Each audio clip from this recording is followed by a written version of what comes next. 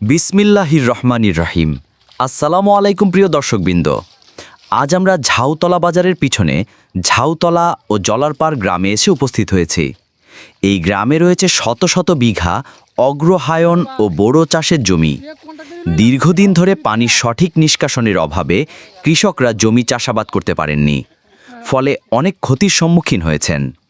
এই সমস্যার সমাধানে এগিয়ে আসেন নোয়াবাদ ইউনিয়নের chairman Mostafa Kamal, ward member Jalil মামা এবং তার ভাতিজা বিএনপির সংগ্রামী নেতা বারবার কারা নির্যাতিত মেহাদুল ভাই। তাদের প্রচেষ্টা ও এলাকাবাসীর সহযোগিতায় নির্মাণ করা হচ্ছে এই পানি নিষ্কাশনের পাইপলাইন। এখন কাজটি প্রায় শেষের পথে। পাইপের মাধ্যমে বিলের পানি সহজে বাইরে যেতে পারবে। কৃষকরা আবার তাদের জমিতে চাষাবাদ করতে পারবেন।